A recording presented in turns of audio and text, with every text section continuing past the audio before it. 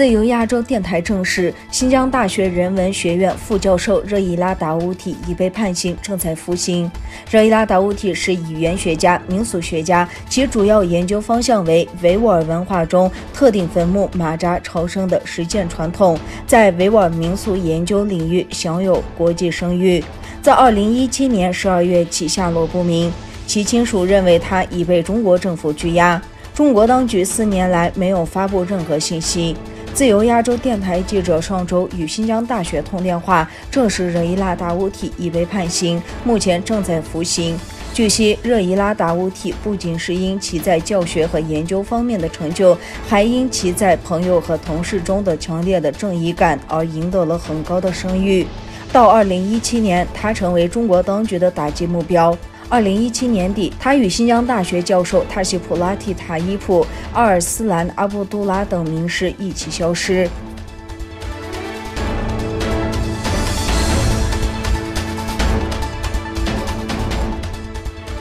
法国国民议会将近50位议员今天联名提交议案，呼吁议会将中国针对东突厥3维吾尔人的镇压措施定性为种族屠杀。牵头起草此议案的法国国民议会议员尚塞奈什自由与国土党成员、法国国民议会外交委员会的成员多阿穆斯女士向法广介绍了她递交此议案的目的。她说：“我们决定和国民议会的47位同事向国民议会递交这一提案，希望明天会有更多的人加入。”积极推动法国国民议会递交此议案的欧洲维吾尔学院主席蒂里诺尔女士向法广解释了法国国民议会通过此议案的重要性。她说，这十分重要，原因主要有以下几个：首先，这对东突厥3国内的维吾尔人来说十分重要；其次，对海外的维吾尔人也同样至关重要，因为他们必须靠希望来继续抗争。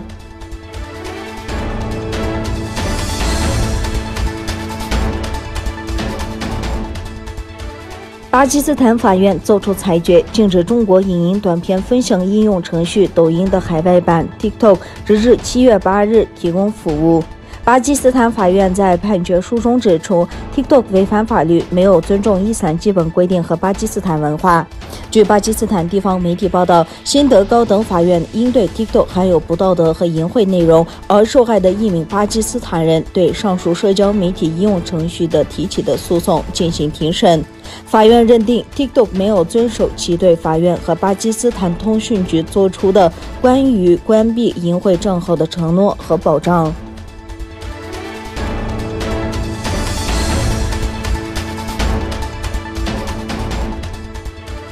消费需求增加，产能未增加，酷热干旱等因素综合作用，中国陷入了历史上最大的能源危机。有消息称，作为迄今为止世界上最大的电力消费国，中国正在经历其历史上最大的能源危机。中国必须每年增加电力生产，以满足快速增长的电力需求。据 Mapa News 消息，该国政府不希望占中国出口大部分的工业生产受到这场危机的损害，已开始对家庭用电实施配额。